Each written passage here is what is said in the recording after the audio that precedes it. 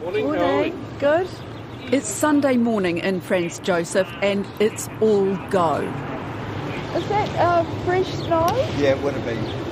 I'm sure that was. The skies are buzzing with helicopters. The tourists are off on their adventures.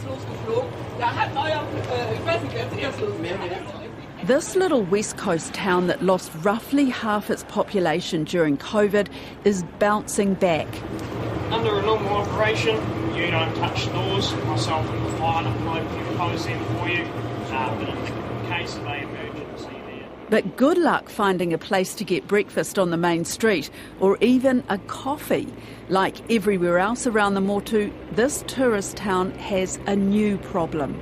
People are getting burnt out and they keep the businesses, they keep advertising, but no one's coming. And the tills are ringing, but that is coming with difficulties. And it's nice difficulties to have, don't get me wrong. And so the whole thing's just a horror show. It's just like a domino effect of problems. I'm Sharon Brett Kelly, and today the detail is in Franz Josef to find out how the recovery is going. First, I'm off to meet Poppy Gordon, chopper pilot and CEO of Glacier Country Helicopters. Hi. Mike, nice to meet you. Mike, nice to meet you. So Mike and Dion, Dion's in there, they were just training up 2 new pilots. Going to need a hand. So, things are ramping up. Yeah. Must be a relief. Yes, you can say that. Yeah. 3 long years? Yeah, especially because we had the road wash and the bridge washouts before COVID. Oh, wow. He's a commercial pilot, but he hasn't flown for 3 years. I see. So he needs to get his hours. How long have you had this operation, this business? 2014 we took this business over. I'm a 5th generation West Coaster and my dad used to have a helicopter company here. Everyone in my family flies. And you were saying to me that actually you had a really busy day yesterday. Tell me about that. Yeah, we had our busiest day yesterday since COVID. We keep saying this though, I think it was the end of August, things just started to pick up because it was, we've got a lot of family down in Queenstown, Wanaka, and they were all talking about how busy they were, and we was, because they've got the ski fields down there, and we're all sitting up here with sort of dropping our bottom lip, and why isn't it happening for us? And then all of a sudden, end of August, it just started picking up, and then September was great. We had our busiest October we've ever had, and the weather's been kind, the skies have been clear, and the people are here, and me and my husband we're just a small family-owned company, so we both fly. We had a staff of about 14, and then through COVID we went just down to 3 of us. Were you pretty much grounded? No, we were still operating, but You had New Zealanders. Yeah, and Franz was the most hard hit because we're 5 hours from a mainstream, so it's not like, people would nip away for a quick weekend. So I think 50 was our biggest day through COVID. Over 3 years? Yeah, and at Christmas time, but yeah. We're just a little small can-do team. And we made it through and excited for better times. It's great. We have the best job in the world. We get to fly around the glaciers and the mountains, and it's just spectacular. And everyone we fly, they just get this massive buzz out of it. And when you say, the people are back, are they mainly overseas tourists? Yeah, they are. I mean, a lot from Australia, Germany, Americans. We've got lots of Singaporean bus tours. We used to be really busy with the Chinese bus tour market. Their borders are obviously still closed and there's problems there. But yeah, a lot of English. We didn't sit idle in COVID. We used all the help that was out there to digitally upskill our business and get on all sorts of new different platforms, which is really working well for us, and we had to tighten the belt and really look at the budgets. And so, going forward, we're going to have a much stronger business. There's been a lot of talk about resetting tourism. Have you changed anything about, the way you operate? Yeah, well, unfortunately, everything's gone up. Fuel's gone up, insurance has gone up, wages have gone up, interest. Yeah, we've had to, increase our prices, and it's a big ticket item. So we go from $295 to $395, $495, $695 for an hour-long flight. Does that mean that you're pitching at a different market, or...? Yeah, I guess so. It's funny though, like, you know, you'd get those freedom campers and they'd skimp on rice and noodles, but they would still buy the big ticket. You know, they'd strap themselves to a bungee or throw themselves over a plane or go on a helicopter flight for the big adventure things. So, And the community, you've got young children. What's it been like? Because half of Franz Josef had to leave because there was no work, is that right? Oh, it was, like, it's great to be able to talk to you with, like, a positive story. It's been incredibly disheartening, and watching the businesses close, and no fault of their own, you know, just the circumstances. But it's a tourist town, so it's not like they could go down the road and get a job somewhere else. They'd have to pack their family up. So we literally lost half of our town. Like, the school went from 60 kids down to 30, and it's like all their little mates and, you know, makes up a rugby team or whatever. So, and then, like, the teachers, about 2 or 3 teachers lost their jobs and have had to move on. So, it was sad to watch, really sad. What about things like your fire service, you know, your volunteer community services that towns like yours really need? What's happened there? Yeah, I caught up with the fire brigade and just had a yarn with them, and, you know, because we lost half of our town, then we started losing our services. We couldn't man, like, fire trucks, and we're remote. You've got to have those services here because it takes a long time for anyone else to come. But it was great to hear that they'd got a whole lot of new recruits in, and people are joining up. Back along Franz Josef's main road, I catch Dale Burrows between tours. Yeah, so we're Franz Josef Wilderness Tours. So we run kayaking tours, boat tours, fishing charters, as well as stand-up paddleboarding out on Lake Maparika, which is just north of the town. And then we have mountain bike hire in the town itself as well. So you've got a lot going on. Is it back to the levels it was pre-COVID? We are, yep. For the last 2 months, we've clocked even slightly better. October and November's looking about on par with pre-COVID numbers. Business is rushing back, and we're scrambling to meet the demands, and it's a great spot to be in after the last couple of years have been. What was it like before August? It was really tough. It was, it definitely presented opportunities that we hadn't had before in terms of reevaluating our business, and we did a full rebrand. We amalgamated the boat tours and the kayaking part of our business together to make one business out of that, taking the opportunity and upskilled ourselves as well. So my wife's studying digital marketing at the moment, as well as graphic design. We definitely got ourselves and our business into a much stronger place. But financially, yeah, how did you go? Financially, it's definitely been a bit of a struggle. Yeah, there's been a bit of a help with the wage subsidies and small business loans and things like that. Around here, it's been fantastic. We've had Jobs for Nature. That's the initiative with the Department of Conservation and the partnerships that have been created there. And that allowed us to be able to actually employ staff, train staff, and have staff on the ground and ready for the last 2 seasons by allowing us to pretty well guarantee the employees would have hours in a quiet week, and then we were able to do a bit more work on the busier weeks. It's been an absolute lifesaver for us and for the town in general. What about finding workers? Because that's what I'm hearing. That's the big problem in this town, and some businesses have even stayed closed because they can't find enough workers. Yeah, it's definitely been an interesting time, and we had a lot of trouble finding workers over the last couple of years, and I feel like there's still a lot of uncertainty from even the people that we are getting apply for the guiding positions. We have had a couple of staff that have arrived from overseas, and the town and the job weren't quite what they thought it was going to be, and they've left already or leaving.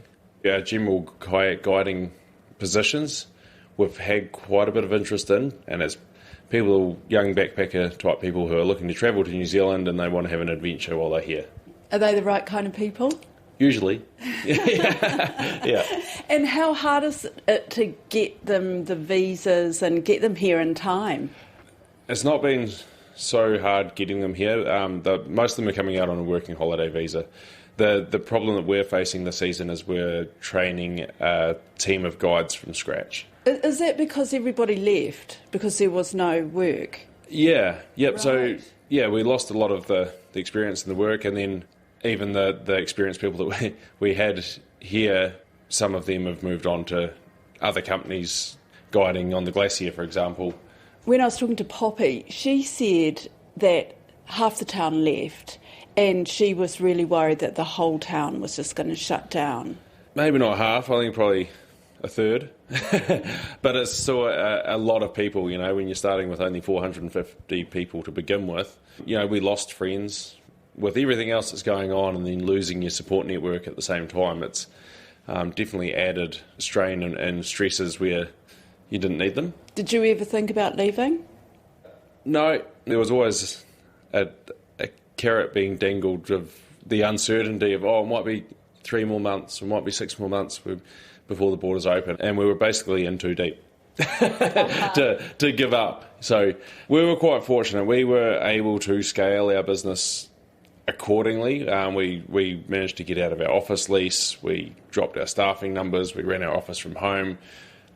So we got rid of a huge amount of our massive overheads and we reduced our operating costs down to the bare bones. And now as things are picking back up, you know, we've got an office on the main street, which is a dream that we've had from the time we've bought the business 10 years ago. So good things have come out of adversity.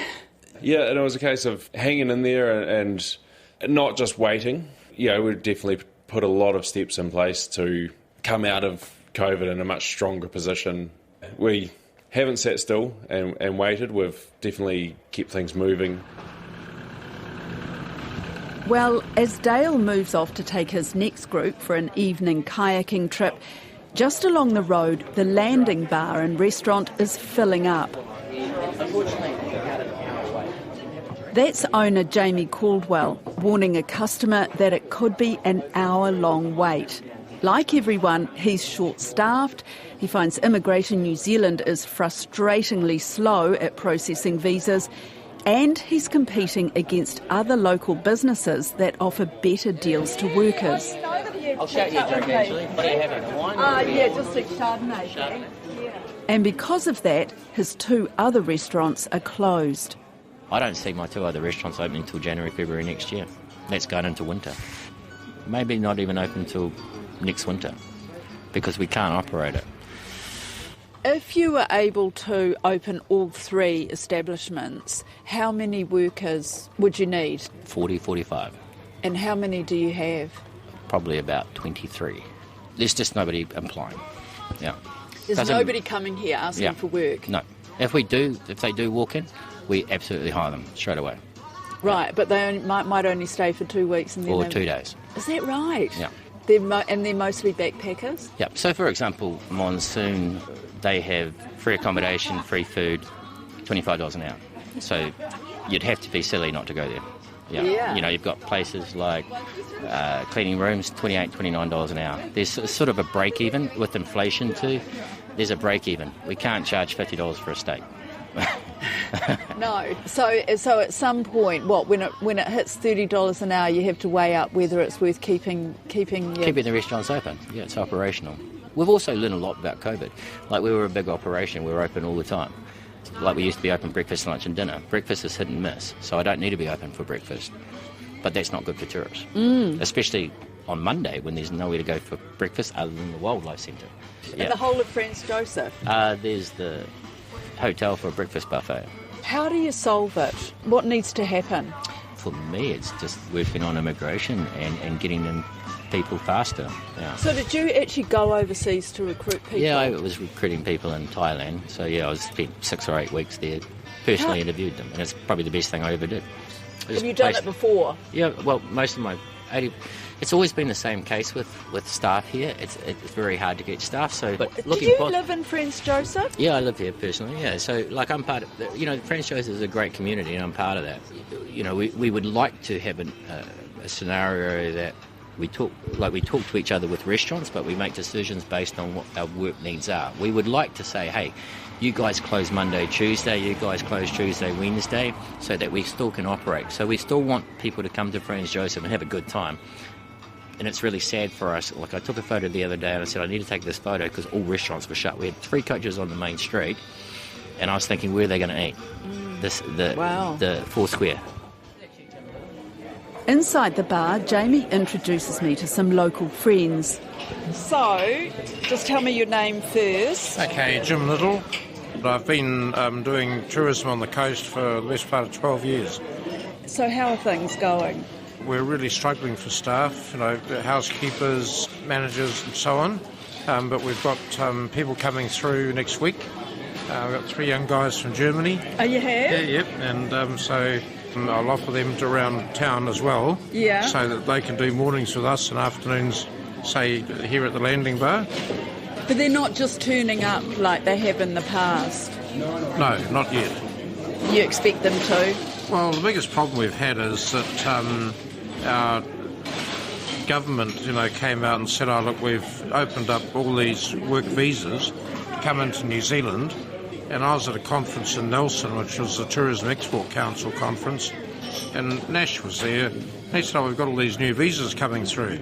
And then Russell from Hobbiton piped up and said, yes, but the immigration department can't process them. And so the whole thing's just a horror show. It's just like a domino effect of problems. Any idea how many workers this town is short of? This is a real guess, right? Yeah. I'm thinking probably 200 people. That's a lot for this little town, isn't it? 200 people living here. They shop at the supermarket, they buy petrol from the petrol station. On their days off, they drink at the restaurants and bars. So it's not just about working here, it's also about the local economy. I mean, we're not in peak season yet, are we? No. So there's some urgency to this, clearly. Probably the beaches of Dunkirk in 1942. Right. No, I think, let's be positive. People are starting to trickle through now. We just know that the whole tourism industry is different now. Hi, is Alan here? Just around the corner, motelier Alan Glenn is still cleaning rooms. I last talked to him 18 months ago, soon after he'd bought the business, smack in the middle of the pandemic.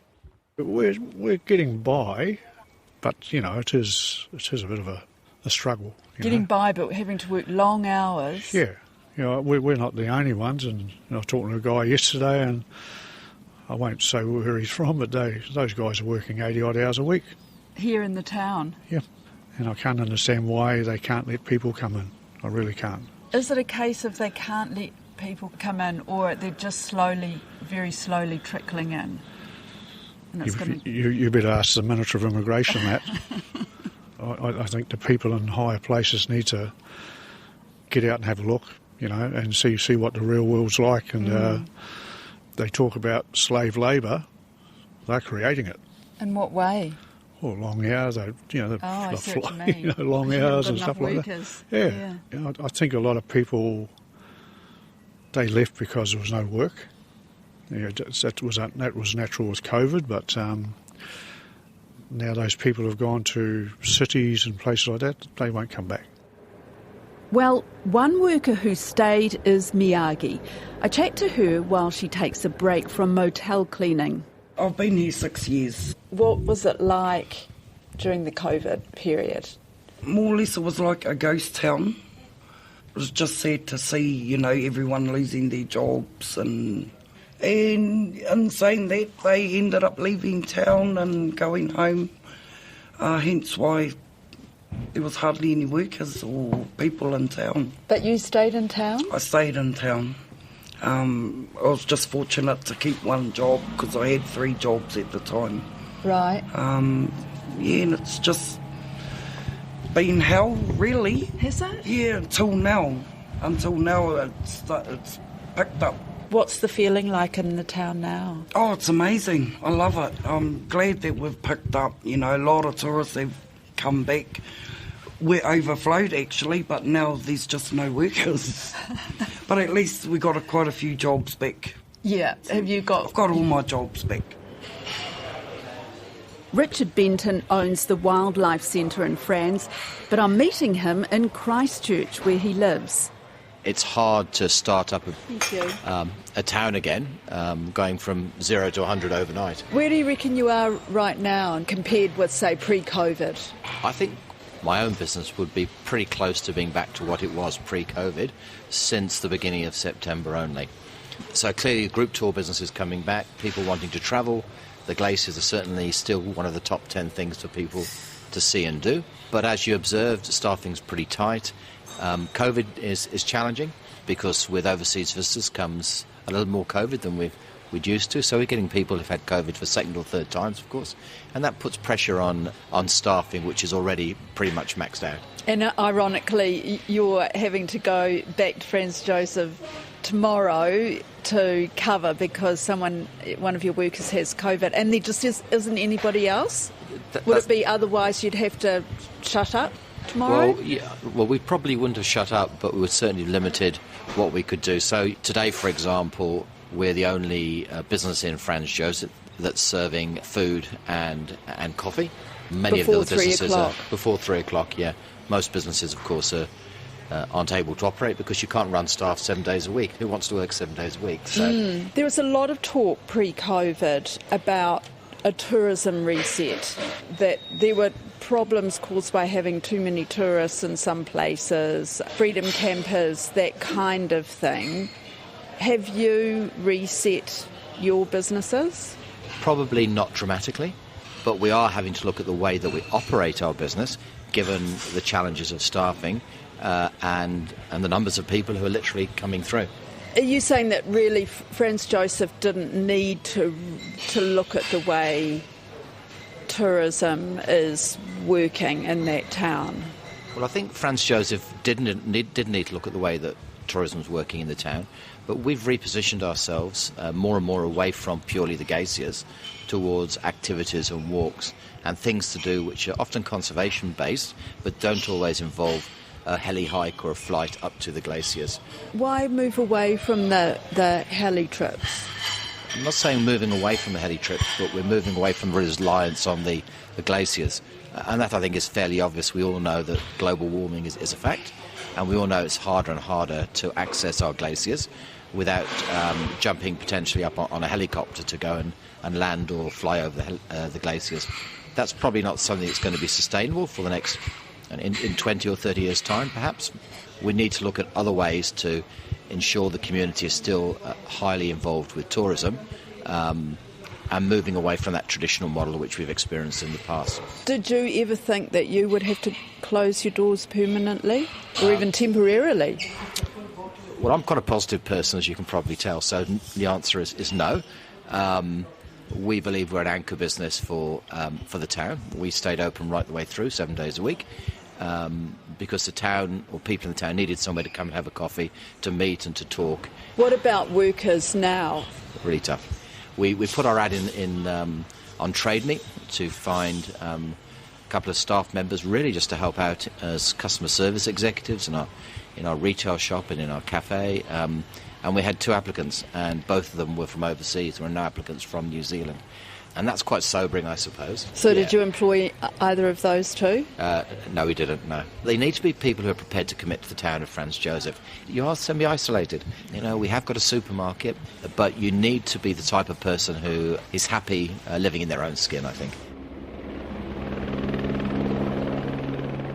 That's it for today. I'm Sharon Brett Kelly. The Detail is public interest journalism funded through NZ On Air and produced by Newsroom for RNZ. You can get us downloaded free to your mobile device every weekday from any podcast platform. Today's episode was engineered by Phil Benge and produced by Sarah Robson and Bonnie Harrison. And thanks to all the good people of Franz Josef who spoke to me. Mā te wā.